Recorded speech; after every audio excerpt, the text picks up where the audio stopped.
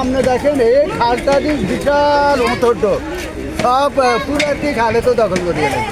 এখানে খালেটা তো ফুল পানি, ভরপুর পানি যাইতো ওইদিকে। এখন হেরা তো পুরো খালে দখল করি পানি বন্ধ করে, এখন এটা হলে তো ভালো হয়েছে।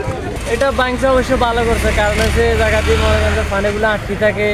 তারপর এটাতে সবচেয়ে ভালো হইতো এই যে আমরা ছোটো ছোটো কালভার্ট যেগুলো আছে এটার আগে যদি হেঁটে ভাঙতো তাহলে পানিটা মনে করেন যে আরও তাড়াতাড়ি নামিয়ে দিত। সাতারপাইয়া বাজার এটা বাণিজ্যিকভাবে সেনবাগে অনেকটাই উন্নত এবং অনেকটা মানে প্রচলিত একটি বাজার, এবং এই বাজারের পাশ দিয়ে যে খালটি বয়ে গেছে এখানে আপনারা যদি দেখেন সেইখানে অবৈধভাবে প্রায় শতাধিকের বেশি দোকান তারা দখল করে আছে, যা জলাবদ্ধতার সৃষ্টির অন্যতম কারণ।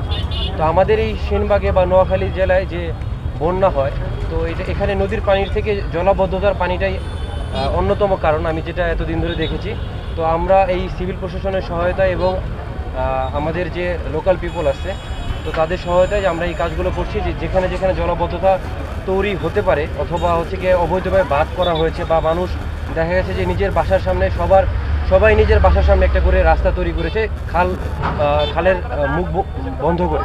তো এই সমস্যাগুলো আমরা চেষ্টা করছি যে এগুলো যাতে শেষ করা সম্ভব হয় এবং এই খালের পানি যাতে প্রবাহ চলমান থাকে। খালের 4টি অংশে আনুমানিক শতাধিক অবৈধ দখলদারকে আজকে আমরা উচ্ছেদ করছি, উচ্ছেদ কার্য চলছে।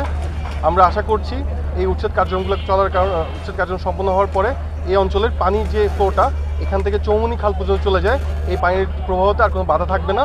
তো প্রেক্ষিতে আমি আপনাদের মাধ্যমে সবাইকে অনুরোধ জানাতে চাই যে আপনাদের কাছে যদি কোনো তথ্য থাকে যে কেউ অবৈধ দখল করে খাল দখল করে তারা অবৈধ স্থাপনা করে আছে, আমাদের একটু জানাবেন। আমাদেরও তালিকা প্রস্তুত আছে এবং আমরা আরও তথ্য সংগ্রহ করছি। ইনশাল্লাহ আমরা নোয়াখালীর এই বন্যা সমস্যা থেকে আমরা উত্তরণ করতে পারবো এবং তার জন্য আমাদের জেলা প্রশাসনের যে উচ্ছেদ অভিযান চলছে এটা চলমান থাকবে।